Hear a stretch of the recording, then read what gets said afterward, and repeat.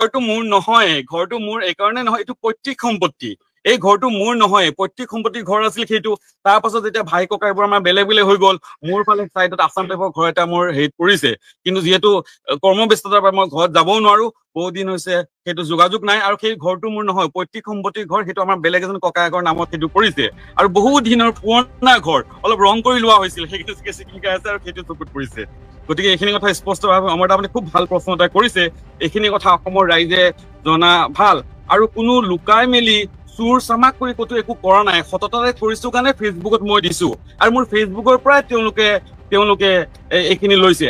আৰু মই আৰু এটা বস্তু কওঁ, আমাৰ প্ৰতিগৰাকী সাংবাদিক তেওঁলোক অলপ স্বাধীন হ'ব লাগে, অৰ্থনৈতিকভাৱে স্বাধীন হ'ব লাগে। আপুনি যেতিয়া অৰ্থনৈতিকভাৱে স্বাধীন হ'ব, তেতিয়াহ'লে আপুনি আৰু বেছি শক্তিৰে আগবাঢ়ি যাব পাৰিব। প্ৰতিগৰাকী সাংবাদিক ফাইনেন্সিয়েল চাউণ্ড হ'বই লাগে, কিয় হ'ব নালাগে সাংবাদিকসকল?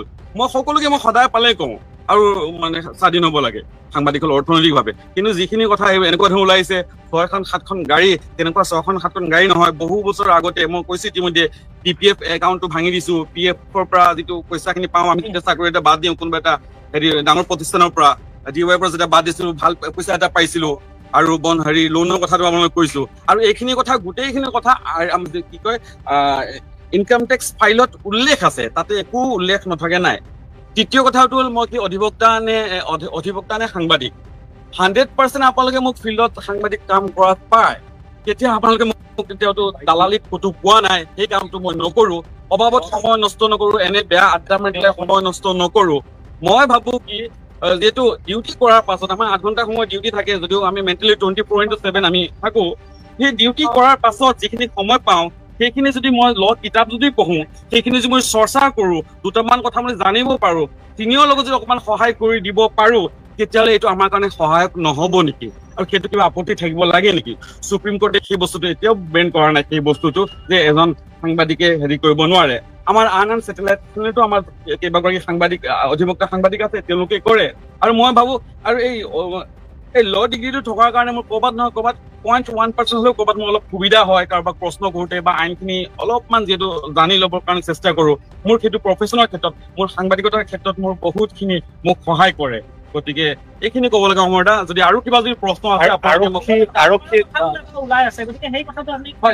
সেই কথাটো মই কৈছিলো যে মই যেতিয়া মই এৰিছিলো, তাৰপিছত মোৰ এতিয়া PF একাউণ্টটো মই ভাঙি দিছো, উইথড্ৰ হৈ গ'ল।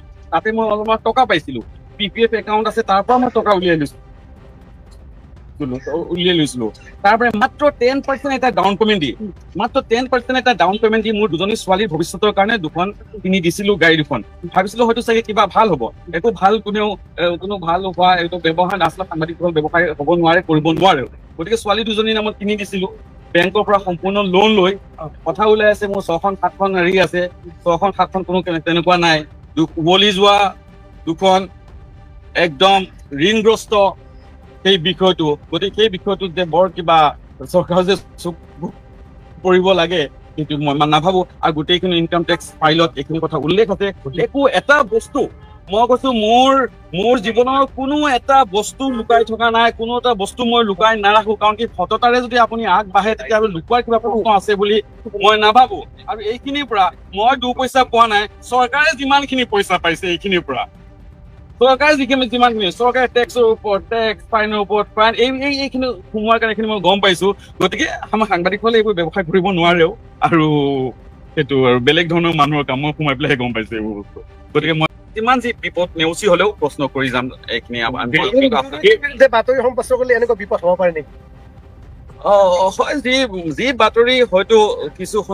বাতৰি হয়তো বহুতৰ অনুকূলে নাযায়, তেনেকুৱা বাতৰি আমাৰ সাংবাদিকসকলতো পদে পদে বিপদৰ সন্মুখীন হয়, কাৰোবাৰ স্বাৰ্থত যদি বিপৰীতে যদি কিবা এটা বাতৰি হৈ যায়, তেতিয়াহ'লে সেই বিপদৰ সন্মুখীন হয়। গতিকে আমি সকলোৱে একেলগ হৈ সেই বিপদখিনিৰ পৰা আমি হাত সাৰিব পাৰো। যি ধৰণে আপোনালোকে মোক সকলোৱে সমৰ্থন জনাই, ধৰি লওক সমৰ্থন আগবঢ়াই মোক আপোনালোকে ন্যায় দিয়াত সহায় কৰিছে বা ন্যায় প্ৰদান কৰিব পাৰিছে আপোনালোকে মোক। আৰু সেইটোৱে সাংবাদিকসকলৰ মাজত সেই একতা আৰু সততা থকাটো দৰকাৰ।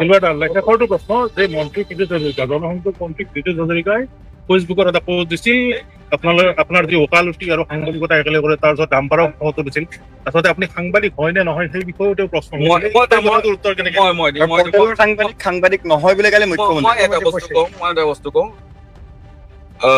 টাইম এইটৰ প্ৰতিগৰাকী সাংবাদিক মোৰ সতীৰ্থ টাইম এইটৰ প্ৰতিগৰাকী সাংবাদিক একোগৰাকী সাংবাদিক কিমান কষ্টৰে সাংবাদিকতা তেওঁলোকে কৰে প্ৰতিগৰাকী সাংবাদিক মোৰ তেওঁলোক সতীৰ্থ সাংবাদিক মই সাংবাদিক হয় নে নহয় গুৱাহাটী প্ৰেছ ক্লাবৰ যেতিয়া ইলেকশ্যন হৈছিল নিৰ্বাচন হৈছিল মোৰ সতীৰ্থ প্ৰতিগৰাকী সাংবাদিকে মোক স্বীকৃতি দিছে এটা বিষয় ক'ব পাৰো সাংবাদিক হ'বৰ কাৰণে চৰকাৰৰ কিবা স্বীকৃতিৰ প্ৰয়োজন আছে বুলি মই নাভাবো ভাৰতীয় সংবিধানৰ 19(1) ধাৰাৰ অধীনত আমি আমাৰ বাক স্বাধীনতা আমাৰ প্ৰকাশ কৰাৰ অধিকাৰ আছে